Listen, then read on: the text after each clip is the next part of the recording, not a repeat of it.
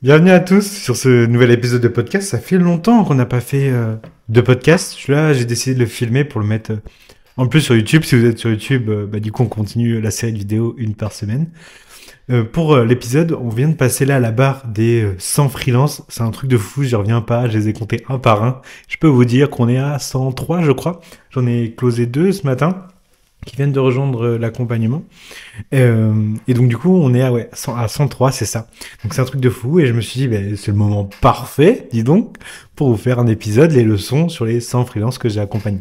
En gros, avec ces freelances-là, je sais pas si vous le saviez, mais du coup, moi, j'accompagne les freelances et j'ai vraiment la main dans leur business. C'est-à-dire que quand ils ont des problèmes, c'est moi qui le fais pour eux. Quand ils ont des blocages, c'est moi qui le fais pour eux. Je leur cherche des stratégies, je leur cherche des inspirations, je leur crée même leur poste. Enfin bref, j'essaye d'être vraiment au maximum dans leur business pour qu'ils avancent le plus vite possible. C'est ma ligne de conduite, arriver au résultat le plus rapidement possible, donc aux 5 000 euros par mois, ce qui est dans ma promesse actuellement. Donc du coup, j'ai pu apprendre de ces 100 freelances. J'ai eu des copywriters, j'ai eu des community managers, j'ai eu des photographes, j'ai eu des web designers, des gens qui font des landing pages. J'ai à peu près, je pense, tout eu sur 100 personnes. J'ai eu 100 services, pas 100 services différents, mais j'ai fait tout le tour des services possibles, quoi, chef de projet et tout. Donc du coup, ça me permet de voir les leçons, de savoir ce qui fonctionne le mieux, le plus rapidement, ce qui est problématique pour la majorité aussi. Donc on va pouvoir voir tout ça dans cette vidéo, dans ce podcast. J'espère que tu as un peu de temps, parce que il y a, je sais pas, 5, 6, 7 points, sachant que je vais pas faire comme les autres épisodes, je vais pas couper, hein. On va faire ça ensemble. S'il y a voilà, ça commence des hésitations. Il y aura des hésitations. Le but, c'est que ça soit le plus transparent possible et le plus franc possible, en étant 100% valeur, pour que tu perdes pas ton temps avec cet épisode. J'espère que tu es bien installé, que tu cours bien si tu cours, que tu es bien dans ton lit si tu es bien dans ton lit, et on est parti. Le premier truc que je voulais, j'ai recensé franchement sur 100 freelance, il y en a peut-être 97 qui avaient cette problématique-là, c'est ne pas considérer sa boîte comme une vraie boîte. Quand on est freelance, on a tendance à se dire, ok, je me lance, je suis un salarié déguisé, et vous êtes toujours dans l'optique salariale, et moi le premier, j'étais comme ça. Et donc du coup, vous considérez pas votre boîte comme une vraie boîte. Vous faites les choses au pif. Vous prospectez au pif, vous créez du contenu au pif, tout est à la wall again, au feeling. Des fois, il y a des clients qui tombent, on sait même pas d'où, on sait même pas pourquoi, mais des fois ça marche. Souvent, vous êtes dans les plateformes de freelance, donc Malte ou Crème de la Crème ou autre. Donc là, il y a des clients qui tombent par là, et ça, c'est pour commencer, je pense, les plateformes, c'est le meilleur moyen. Donc continuez comme ça, mais pour après, le problème des plateformes, c'est que vous êtes dépendant d'un algorithme. Donc c'est quand même un peu la galère. C'est-à-dire que si l'algo il a décidé de vous mettre dans la merde, vous êtes dans la merde, vous pouvez plus payer votre loyer, vous n'avez plus qu'à retrouver un taf chez McDo.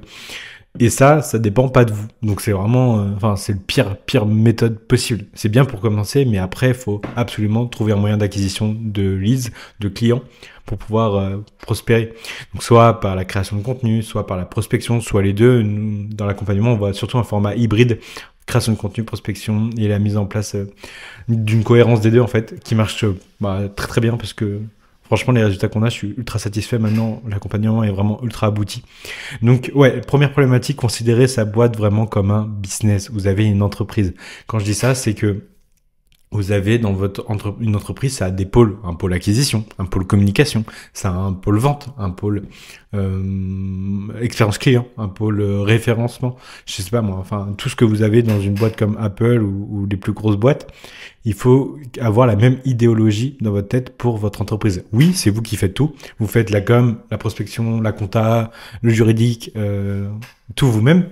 Mais il doit y avoir des pôles, des stratégies, des process bien séparés. On a surtout des gros problèmes au début sur le tracking. Tracking, c'est quoi? Donc, c'est récolter les datas. Par exemple, si vous créez du contenu, la majorité, je pense, crée du contenu et c'est bien de continuer comme ça. Du coup, les likes, les commentaires, les demandes de connexion ou les follow, ça, c'est des data que vous devez traquer, que vous devez savoir exactement quel contenu à créer, combien de follow, à amener combien de followers, à créer combien de likes, à créer combien de commentaires, à faire combien d'impressions. Tout ça, ok, c'est des choses qu'on doit savoir exactement. Et vous le traquez pas. La majorité des freelances, vous n'avez pas de tableau de suivi. Et moi, le premier, hein, j'avais pas de tableau de suivi. Je ne savais absolument pas. Enfin, je regardais, tu vois, sur mon petit compte Insta, je suis le genre de mec, tu vois, à refresh toutes les 5 minutes pour voir si ça augmente les impressions. On coco. Mais ça, c'est pas suivre. D'accord? On sait pas exactement pourquoi ça a fait ces impressions-là, pourquoi ça a ramené des clients, si ça vous ramène des clients. Parce que la majorité crée du contenu sans ramener de clients. Et ça, c'est problématique, mais bon, c'est autre chose qui arrivera ensuite. Mais du coup, essayez de traquer ça, essayez de vous poser, de vous dire, ok, maintenant, je prends un Google Sheet ou un Notion et je mets tout dedans. Moi, mes clients, ce que je leur incite à faire, du coup, c'est d'avoir vraiment un suivi data. Alors, ils ont tous les templates et tout ça parce que on va beaucoup plus loin, mais à essayer d'analyser ce que vous faites. Essayez pourquoi ce réel a pas marché, pourquoi ce réel, lui, est viral, pourquoi ce post a bien marché, pourquoi ce post a pas marché, mais a ramené beaucoup de clients, tu vois. Ça, c'est des choses. C'est absolument savoir pour que vous puissiez réitérer. C'est-à-dire que, ok, ce réel-là, il a explosé. Maintenant, je sais exactement comment faire des reels qui explosent. Ce reel-là, il a fait énormément d'argent, ou alors ce post-là a ramené énormément de clients. Je sais exactement comment je peux refaire ça. Ça, c'est ultra important de le suivre. Donc ça, c'est pour le contenu. Maintenant, il y a le pôle prospection, je vous ai parlé juste après. Alors, soit vous faites que du contenu et le pôle prospection, c'est tous les DM que vous avez et qui se transforment en vente ou non. Donc, vous devez traquer le nombre de DM que vous avez, vous devez traquer le nombre de DM qualifiés que vous avez, vous devez traquer le nombre de calls que ça amène ensuite, et vous devez traquer le nombre de ventes que vous amenez ensuite. Pour savoir, en fait, si vous avez un problème au niveau de votre offre, au niveau de votre vente, au niveau... Si vous avez, par exemple, 0 DM malgré votre contenu, le problème vient de votre contenu. Ça veut dire que votre contenu n'est pas assez attrayant pour que les gens vous contactent en DM. Si par contre vous avez plein de DM et vous avez 0 vente, vous avez un problème au niveau de la vente. Et ça, vous pouvez le savoir uniquement en traquant. Et même si vous avez 2, 3, 4, 5 leads par mois, il faut le traquer, c'est ultra important. Parce que du coup, autrement, vous basez sur rien, sur des sentiments, sur des émotions. Et les pires décisions sont prises sous l'émotion. Donc, c'est ultra important. Pôle finance, maintenant, là, je peux parier que 99% ne l'ont pas. Suivez combien vous dépensez, dans quel logiciel, pourquoi. Suivez combien vous gagnez avec moins l'URSSAF. Connais les gens qui dépensent l'argent et qui comptent pas l'URSSAF. Je dis ça, j'en faisais partie. On connaît, tu dois connaître combien tu vas gagner dans les prochains mois si vous avez des abonnements ou des paiements en plusieurs fois. Vous devez connaître tout ça pour gérer votre trésorerie. Vous avez une vraie boîte, je vous le rappelle, et ça, c'est ultra important. Dernier truc où vous pouvez faire du tracking, c'est c'est tout ce qui est productivité. Ça, trop sous-coté aussi. Il y en a tellement qui bossent 15 heures par jour et qui foutent qu'en branle pas une. Les gars, putain... Bosser 15 heures par jour, pourquoi pas? Je suis pas le mec qui dit workflow ou tout ça, je suis pas cette team-là. Mais faites des choses efficaces. Si tu travailles 15 heures par jour et que tu as sorti 3 reels ou 3 posts, il y a un problème, quoi. Ou si tu as travaillé 15 heures par jour, tu as sorti une vidéo YouTube, il y a encore un problème.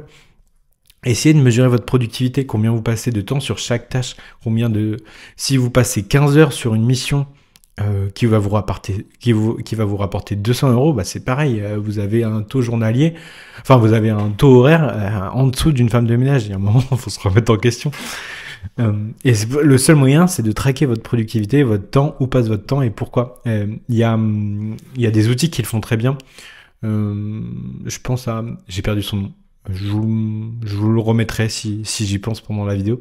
Mais regardez des outils de productivité qui vous permet il y a Clockify, voilà, Clockify, CLOKIFY,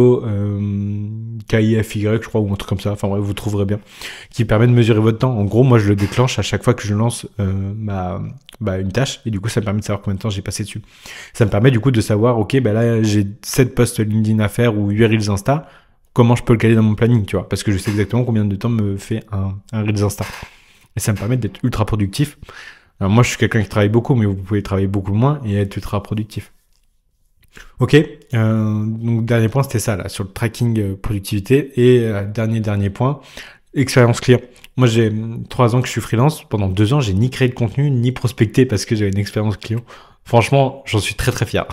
J'avais une expérience client de folie. Et du coup, ça, c'était parce que je demandais tout le temps à mon client comment comment il trouve l'expérience. Je lui demandais de noter, je lui demandais de noter chaque étape et du coup ça m'a permis d'avoir un tracking de mon expérience client et de pouvoir la standardiser, de pouvoir avoir quelque chose d'ultra quali. Et ça m'a fait gagner tellement d'argent, surtout que pour pas beaucoup d'efforts, parce que finalement une fois que tu l'as fait une fois, bah, pour tous les autres clients c'est la même chose et ils vous recommandent direct. Je regarde à droite parce que j'ai mon petit script de savoir de quoi je vais vous parler aujourd'hui. Le deuxième point, c'est sur la stratégie. On a vu sur le tracking, mais pareil, vous faites des stratégies au pif et ça, c'est redoutable. C'est pas parce que tu crées du contenu tous les jours que tu vas avoir des clients, ok? C'est parce que si tu as une stratégie éclatée au sol, enfin, ou si t'as pas de stratégie même, je vais pas critiquer les gens qui font ça parce que j'ai fait longtemps ça, hein. Mais bah, ça peut pas marcher, ok? Parce que si tu fais que des posts visibilité, bah super, tu vas avoir plein de likes, plein d'impressions et encore, il y a moyen que tu bides.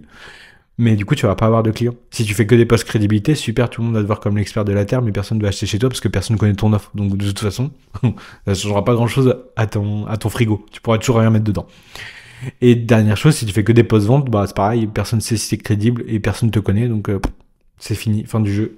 Tu peux rentrer chez toi. Et il y a une stratégie de contenu, une stratégie finance, une stratégie prospection. Comme je vous ai dit, vous avez des pôles dans votre business. Et ces pôles-là, vous devez avoir une stratégie pour chaque pôle.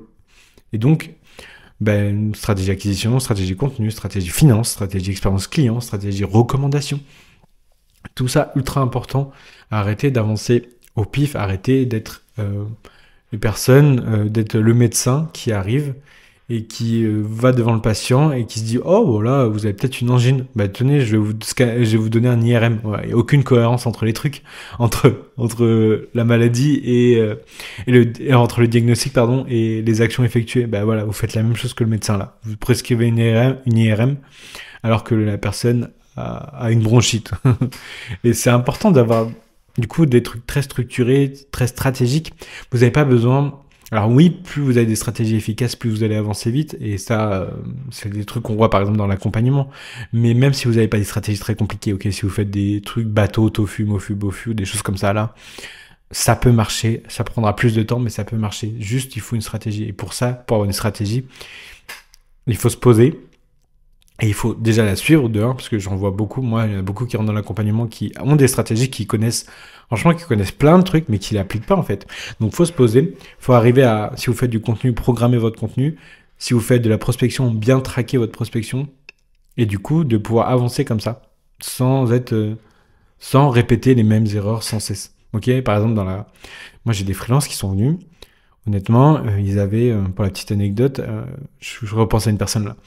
Elle contactait plus de 300 personnes par jour et tous les jours, et elle avait pas de clients. Et je dis, il y a un moment où tu te dis ça marche pas, et il me dit bah ouais, je comprends pas, ça marche pas, alors que pourtant je mets de l'intensité. Et je dis bah ouais, franchement t'es l'un des rares freelances qui contactent autant de gens. Mais si ça marche pas, ça veut dire que ton message est pas bon. Donc pourquoi ne pas tester un autre, tu vois, faire de l'A/B testing sur des choses. Soit c'est la cible qui est pas bonne, soit c'est l'offre qui est pas bonne, soit c'est le message qui est pas bon, mais il y a un truc qui va pas. Et lui, ça faisait 1 mois et demi qu'il faisait ça. Et donc, du coup, on a vu ensemble comment tout changer, comment vraiment adapter le bon message à sa cible et tout ça. Et après, ça a explosé parce que le mec, il mettait déjà tellement d'intensité. T'imagines 300 personnes par jour. J'en veux même pas comment il peut faire ça. Et franchement, j'ai suivi, hein, et ça, il contactait vraiment 300 personnes par jour. Donc, ouais. Donc, vous comprenez un peu le principe de se poser. Moi, j'aime bien faire ça le week-end.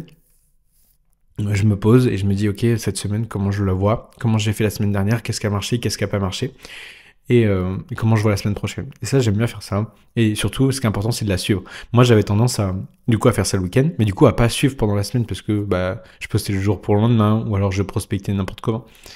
Et maintenant, je m'y tiens, je me dis, j'ai une stratégie, je dois la suivre, je dois lui faire confiance, trust the process. Je pense que cette phrase résume mon année 2024. Et ça me permet d'avancer beaucoup plus vite et d'être stratégique, quoi, tout simplement. Ensuite, autre chose qui est vraiment problématique, c'est croire que les bases sont validées. Et ça, mais vous faites tous l'erreur. Et moi, le premier, j'étais un vrai branleur là-dessus. Et je me rends compte maintenant que je suis beaucoup plus avancé. Que quand je gagnais 2, 3, 5 000 euros par mois même, en fait, j'avais rien compris aux bases. Et ça, je voulais pas me l'avouer. Parce que J'étais dans le growth, je me suis dit, moi, je sais faire, enfin, j'avais des bons résultats pour faire péter des boîtes à côté, mais la mienne ne décollait pas. Je dis, mais c'est pas possible. Moi, enfin, je connais en marketing, je suis chaud en marketing, je suis passionné de ça. Je fais que de lire des livres, je fais que d'écouter des podcasts, mes cours, j'ai 2 masters là-dessus. Je dis, non, c'est pas genre, je vais pas me former là-dessus, ça sert à rien. C'est juste que j'applique pas assez. Bah non, enfin genre finalement, enfin j'y connaissais rien. Enfin genre je connaissais pas les bonnes stratégies ou les bonnes pratiques. Et j'avais l'impression de tout connaître. Et du coup même quand je consommais du gratuit, hein, masterclass, webinaire, e-book, enfin tout ce que tu veux, bah je lisais en diagonale et je me suis dit non mais ça je connais, non mais ça je connais, non mais ça je connais. Dites-vous que si vous n'êtes pas à, allez 8-10 000 par mois, vous n'avez pas validé les bases. Et c'est pas grave, c'est pas grave. Mais vous n'avez pas validé les bases. Vous n'avez pas le bon message, vous n'avez pas la bonne personne en face et vous n'avez pas la bonne offre qui va avec. Il y a un des trois qui merde. Et c'est pas grave, ça se travaille. Nous, on voit ça dans l'accompagnement, mais moi, j'en ai plein en appel qui me disent non, mais moi, je veux pas voir ça, je veux pas voir ça, c'est déjà fait. Et copain, si t'es là, ça veut dire que c'est pas bon, c'est pas grave. On va le revoir ensemble. Et je vous jure que ça change tout. Il y en a qui pensent qu'ils peuvent le faire tout seul, et qui se disent, au bout de 3 mois, qui me recontactent, qui me disent, bah non, Corentin, enfin, genre, ça marche pas, ça merde, j'ai toujours pas de résultat. Parce que bah, vous n'allez pas assez profondément dans vos bases. On va décortiquer ça un peu. Ça vous va, j'avais pas prévu, mais on peut faire ça étape par étape. La cible, vous la connaissez pas assez. Moi, j'ai 15 pages. Franchement, j'ai mon Google Doc, ouais, il a 15-16 pages de ma cible et je l'alimente tous les jours.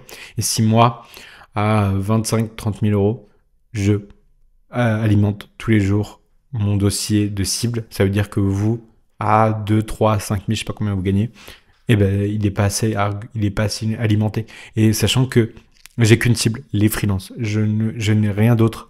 Je ne travaille sur rien d'autre. Donc, les personnes qui ont plusieurs cibles, là, c'est encore pire. Déjà, ne faites pas ça, ne faites pas cette erreur. Ayez qu'une cible, ce sera beaucoup plus simple, beaucoup plus rapide. Je sais qu'il y en a qui kiffent faire plein de choses, mais arrêtez de vous mettre des bâtons dans les roues. Déjà, faites de l'argent avec un truc, ensuite, voyez pour autre chose.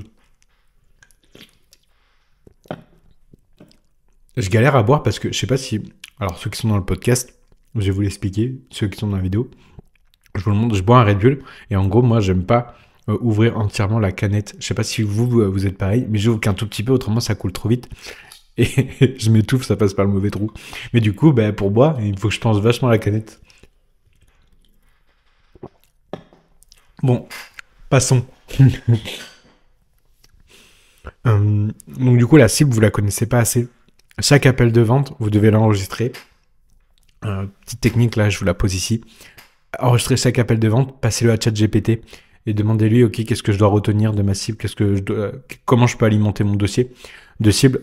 Filez-lui votre dossier cible et demandez-lui de l'alimenter grâce à ce nouveau appel en fait. Et du coup, ça va vous permettre déjà d'aller beaucoup plus rapidement.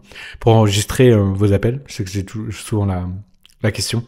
Il y a Fathom qui enregistre et qui transcripte direct à l'écrit. Autrement, vous enregistrez sur Google Meet ou Zoom. Google Meet, c'est payant pour enregistrer, mais franchement, payez-le.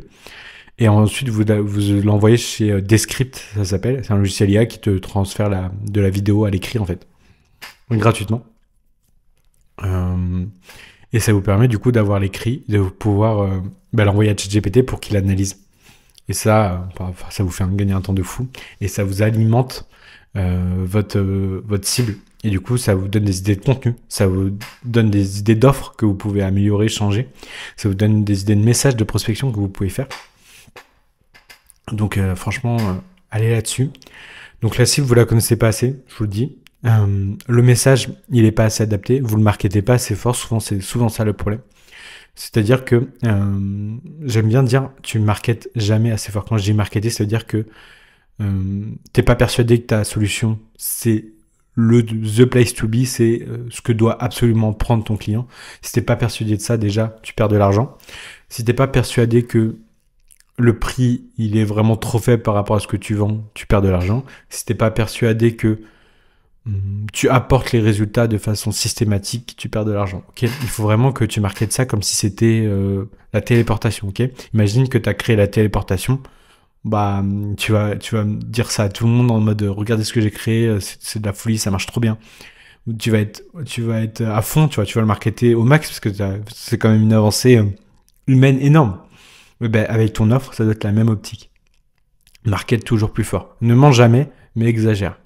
Parce que en fait, quand tu exagères, finalement, moi c'est ce que je faisais, j'ai entendu ça et ça m'a fait un déclic. Maintenant, j'exagère et en fait, quand j'exagère, ben, finalement, je retourne sur ce qui est un truc normal finalement. Enfin, genre, comment dire, on se sous-estime tout le temps et le fait d'exagérer vous permet d'être au niveau normal.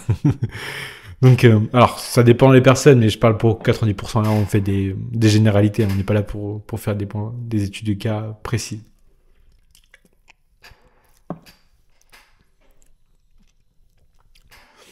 Ensuite, la dernière chose, c'est ton offre. Ton offre, souvent, elle se distingue pas assez. C'est-à-dire que on peut l'avoir partout. C'est toujours la même. Vous offrez toujours les mêmes trucs pour toujours la même garantie, avec toujours les mêmes résultats promis. Essayez de vous différencier. Et moi, j'avais un coach, on a un coach, j'ai une coach, pardon, 2, 3, je vais y arriver. On a eu un coaching avec un photographe hier. Et on a trouvé plein de trucs à rajouter à son offre qu'il n'y a aucun photographe qui font parce qu'ils se posent pas la question de qu'est-ce que je pourrais rajouter à mon offre, quelles sont les vraies problématiques de mes clients autres que vouloir être photographié. Pareil, ce matin j'ai eu un coaching cet après-midi. Je suis un peu crevé parce que j'ai fait 9 appels aujourd'hui, dont 6 de vente. Autant dire que ça m'a pompé toute l'énergie. Mais du coup, j'ai eu un appel coaching avec quelqu'un qui fait des landing pages, qui est très très bon dans ce qu'il fait, qui est très très fort, qui a des gros logos, qui va exploser très très prochainement. Et pareil, on a trouvé des axes, franchement, banger pour son offre, qu'il n'y a aucune personne qui font des landing pages qui le mettent, alors que c'est un énorme besoin pour sa cible, et qui va se démarquer ultra facilement, et qui va avoir, franchement, il y a déjà des rendez-vous là, mais parce que ça a bien marché ce qu'on a mis en place.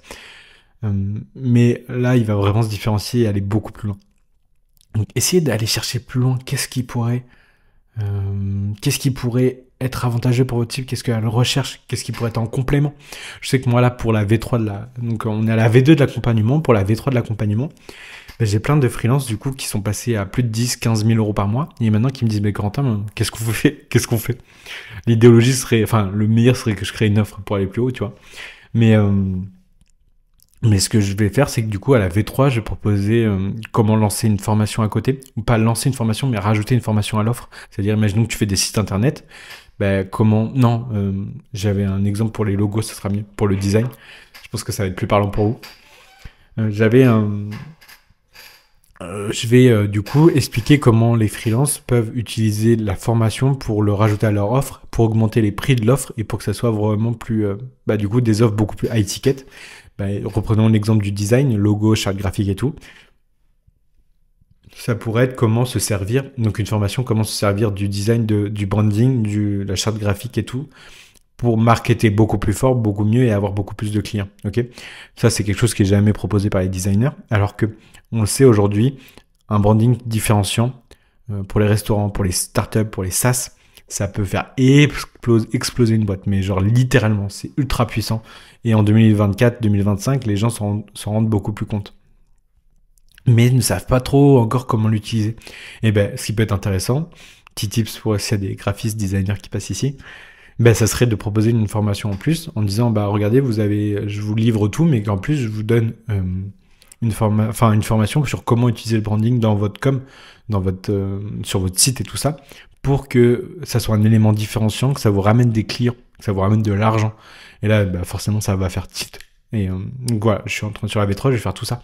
Mais du coup, c'est un arc que je rajoute à mon offre parce qu'il y avait un besoin de mes clients. Parce que du coup, j'ai analysé mes clients et vous voyez, je revois encore mes bases. Ça veut dire que j'améliore encore mon offre. Donc pour revenir à la base, revoyez vos bases. Je sais pas combienième point. 1, 2, 3, quatrième point. Se lancer partout et être nulle part. Ça, aïe aïe aïe. J'en vois beaucoup qui sont sur LinkedIn et sur Insta en même temps. Grosse erreur. J'en vois beaucoup qui sont sur LinkedIn, Insta, newsletter. Grosse erreur. J'en vois beaucoup qui sont sur LinkedIn, Insta, newsletter, qui lancent YouTube. Grosse erreur. Vous pouvez pas être, au début, vous pouvez pas être partout. Vous, imaginez, vous devez trouver le bon message, vous devez trouver la bonne cible et trouver la bonne offre. Ok, tout ça, c'est pas validé, donc c'est un boulot à plein temps déjà. Et vous voulez lancer un nouveau réseau. Et c'est se tirer une balle dans le pied parce que, alors si vous dites, bah ouais, mais c'est bon, moi j'arrive à créer du contenu tous les jours ou avec un bon rythme sur les réseaux, donc je vois pas pourquoi je me tire une balle dans le pied. Oui, mais t'es pas encore assez bon sur le premier réseau parce que t'as pas encore de clients. Donc ça veut dire que t'as encore des choses à travailler sur le réseau. Tu postes pas le bon contenu, tu as pas la bonne stratégie, tu vas pas en DM, tu n'utilises pas le setting ou la prospection. Tout ça, tu ne le fais pas parce que tu n'as pas de temps pour le faire ou alors tu ne prends pas le temps pour le faire. Et bah, du coup, tu te tires une balle dans le pied parce que tu n'utilises pas les 100% de la performance du réseau. C'est-à-dire que, imaginons que du coup, tu lances, je sais pas moi, du coup Insta, on va dire Insta. Insta, tu peux aller faire des chiffres d'affaires énormes juste sur Insta, sans jamais y bouger, ok. Si tu y bouges, c'est parce que t'as pas de résultat. Et les gens disent ou non, c'est parce que pour nous trouver un nouveau canal d'acquisition. Non, c'est juste parce que t'as pas de résultat sur le premier, donc tu vas sur un deuxième. Parce que t'as pas de résultat, parce que t'as pas, comme je revenais avant, t'as pas de stratégie, t'as pas de tracking. Enfin, tout ce que je viens de dire est cohérent. T'as pas une bonne offre. Tout se suit finalement. Et donc du coup, eh ben, tu vas te défocus. Donc, au lieu de mettre 100% d'intensité sur un réseau, tu vas descendre à 50% pour donner 50% à un autre réseau. Et souvent, quand je lance sur un autre réseau, c'est beaucoup plus dur. Donc, on va mettre 80% sur l'autre réseau. Et donc, il ne reste plus que 20% sur notre réseau initial. Et imaginons que tu avais 1, 2, 3 clients. Grâce au réseau, bah, du coup, tu vas redescendre à zéro. Tes contenus vont baisser en impression. Tu vas baisser en nombre de prospects. Ça, c'est inévitable. Ça arrive tout le temps. Donc, arrêtez de vouloir changer de réseau. Ce que vous pouvez faire, ce qui peut être intéressant pour vous, et ce qui marche très bien en freelance et ce qu'on implémente dans l'accompagnement, c'est d'avoir du contenu court et du contenu long. C'est-à-dire, je sais pas moi, Insta newsletter, Insta YouTube, Insta podcast. Voilà, ça peut être quelque chose d'intéressant. Ça peut être quelque chose qui se compte parce que le contenu court vous permet d'avoir de la visibilité et le contenu long vous permet d'avoir de la crédibilité, d'avoir du lien aussi, parce que bah, forcément, là par exemple, vous m'écoutez depuis 27 minutes, un peu moins peut-être, parce que j'ai le début que je vais coter pour le lancement. Donc bah, forcément, ça crée du lien, ça crée de la crédibilité. Et ça peut être très intéressant, ça je dis pas le contraire. Avoir un contenu court et un contenu long, 2025, ça va être The Strategy.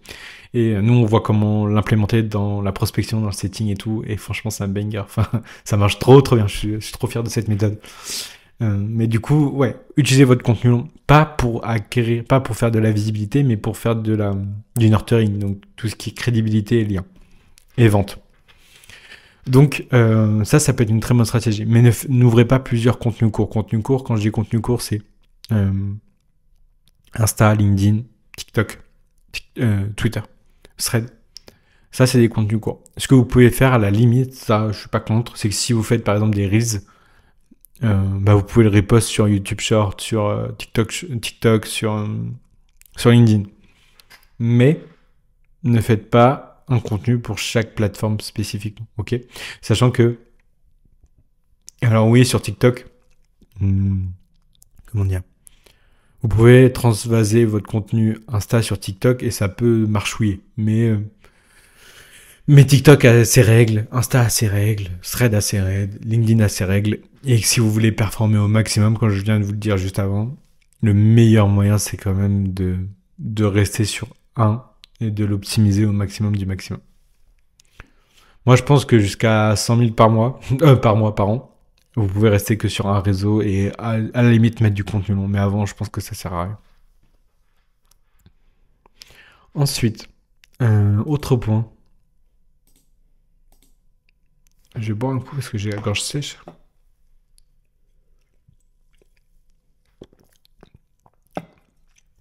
Ah, l'autre point, c'est l'effet cocktail. Vous n'avez pas de résultat parce que vous prenez du contenu un peu à droite à gauche et vous implémentez un peu à droite à gauche. Donc vous prenez la stratégie de X, la stratégie de Y, la stratégie de Z, vous la mettez dans votre business et vous dites « Oh, bah, ça marche pas ». Bah oui, déjà, X, Y, Z te dit pas tout. Parce que dans chaque stratégie gratuite qui te donne, il y a des petites lignes qui te donnent pas, que tu dois lire, que tu dois trouver souvent. Et donc forcément, c'est déjà très dur de suivre une stratégie. Mais si en plus tu mixtes plusieurs stratégies ensemble, Ça marche jamais. Ça marche jamais parce que une stratégie, c'est le principe même d'une stratégie, que ça doit être cohérent du début à la fin. Si il y a un truc qui merde, enfin, c'est fin du game, au revoir, tu vois. Et donc, du coup, le fait de prendre un peu de partout, c'est le meilleur moyen pour se planter, pour pas y arriver. Ce que je fais, c'est quand j'ai une problématique, par exemple, je sais pas moi, j'avais une problématique sales, pour m'améliorer en appel de vente, j'ai pris un mec ultra chaud en appel de vente et j'ai regardé tout son contenu gratuit. Il avait un livre, j'ai acheté son livre et j'ai fait que ça. C'est-à-dire que je me suis focus que sur lui, j'ai implémenté que ce qu'il disait et j'ai fait étape par étape que ce qu'il disait. Là, on parle de gratuit, hein, bien évidemment, à part le livre que j'ai acheté, mais je considère ça comme du gratuit aussi. Et du coup, ça m'a permis donc de réussir avec du gratuit parce que je prenais que d'une personne. Et si j'avais écouté un peu tout le monde ce que tu vois en sales, il y en a un qui dit X, l'autre qui dit Y. Il y en a un qui dit de dire le prix à la fin et de rien dire après. Il y en a un autre qui dit de dire le prix au début et de faire de pas mettre en évidence le prix, c'est-à-dire de le glisser dans la conversation comme si c'était quelque chose de normal. Tu vois, c'est deux stratégies complètement différentes. Et en vrai, les deux fonctionnent. Mais avec ses qualités, ses défauts.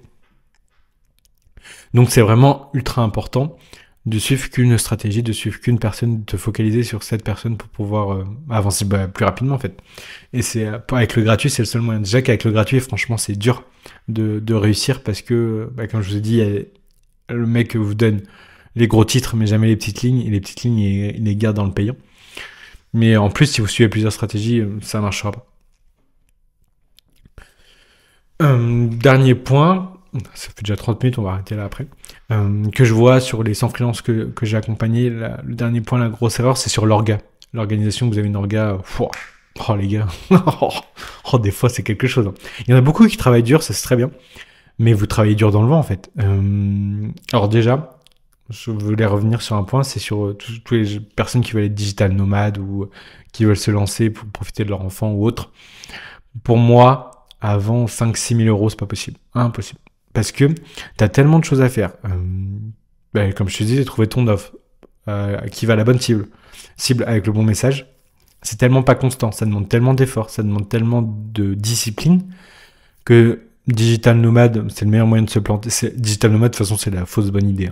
Parce que tu pars en vacances dans un endroit où t'as qu'une envie, c'est de regarder, de visiter, ce qui est normal, tu vois. Sauf que t'as ton business à côté qui, lui, veut qu'une chose, c'est que tu passes du temps sur lui pour comprendre comment ça fonctionne et avoir des résultats. Et donc, t'es happé entre deux choses, entre visiter parce que j'y reste qu'un mois, donc il faut quand même que je visite, et l'autre qui est mon business, que si j'y passe pas de temps, ça coule. Ou si j'ai pas de résultats et donc j'ai pas d'argent. Donc du coup, fausse bonne idée, t'es en stress tout le temps, enfin bref. Digital nomade, c'est bien quand ça fonctionne, quand t'as des routines, quand t'as déjà des process et quand t'as plus qu'à délivrer et que tout roule en fait. Mais avant, c'est une grosse connerie. Et c'est pareil si t'as des enfants et si tu te lances pour avoir des enfants, non, au début, t'auras pas plus de temps pour eux. C'est pareil si, je sais pas moi, si tu veux faire plus de sport, non, t'auras pas plus de temps pour le sport. Parce que ça demande le début demande du temps, le début demande de l'organisation, surtout ça, de l'organisation, des routines. Et digital nomade, t'as pas de routine, c'est la merde. Les enfants, c'est pareil, galère d'avoir des routines, c'est la merde. Le sport, c'est plus simple par contre, parce que du coup, c'est beaucoup plus cadré. Mais du coup, ce qui est important, comme je vous ai dit, dans l'organisation, c'est que vous mettiez des routines ou des blocs de temps. Ok, vous voyez, prenons mon exemple. Le matin, je ne fais que de la création de contenu. C'est-à-dire que je commence à 7h, de 7h jusqu'à midi, je ne suis concentré que sur le contenu. L'après-midi, je ne suis concentré que sur mes clients. Et le soir, appel de vente ou développement du business. Ok ? Et ça, c'est cadré, c'est routinier, je sais exactement ce que je dois faire. Ça me permet, du coup, quand j'ai pas la motivation, de le faire quand même et que la discipline, en fait, prenne le pas beaucoup plus facilement. Alors que, du coup, si j'étais digital nomade, j'aurais beaucoup moins de discipline parce que je me dis, oh, j'ai la flemme, j'ai envie d'aller à la plage, je vais à la plage, quoi. Ok. Je pense qu'on a fait le tour. Je regarde un peu mon dossier, mais déjà, je vous ai dit plein de choses. Si on fait un petit dernier point. Organisation, effet cocktail, ne pas prendre la stratégie de tout le monde. Se lancer partout et être nulle part, pire moyen. Donc, focalisez-vous sur un contenu court et un contenu long. Croire que les bases sont validées. Il y a une phrase que j'aime bien là-dessus, c'est on ne sait pas ce qu'on ne sait pas. Moi, j'aimerais bien arrêter le podcast là-dessus, mais je vais finir mon résumé. Mais retenez bien cette phrase. On ne sait pas ce qu'on ne sait pas. Avoir une stratégie définie, arrêter de faire des trucs au pif. Ok, et surtout, une stratégie, c'est bien, mais la suivre, c'est bien mieux. Considérez sa boîte comme un vrai business. Vous n'êtes pas des salariés déguisés, vous avez une vraie boîte avec des pôles. Oui, vous êtes à la direction de tous les pôles, mais c'est à vous d'avoir une stratégie par pôle, un tracking par pôle et des objectifs par pôle. Ben voilà, je crois qu'on a vu les principales erreurs que font les plus de 100 freelances que j'accompagnais avant que je les accompagne. Si ça t'intéresse de te faire accompagner, surtout n'hésite pas, et je te propose des petits appels gratuits. Donc ça me permet de faire une petite analyse de ton business, de te donner 2-3 tips. Et si t'es intéressé par te faire accompagner parce que t'en as marre de pas avoir des résultats, de stagner en tout de 5 000 euros par mois, ben écoute, c'est un petit call ensemble. et puis on voit si je peux t'aider ou pas. Et si on peut avancer ensemble. Sur ce, je passe une bonne journée, une bonne soirée, une bonne matinée, je ne sais pas. Profite bien, trust the process et prends soin de toi. Allez, ciao.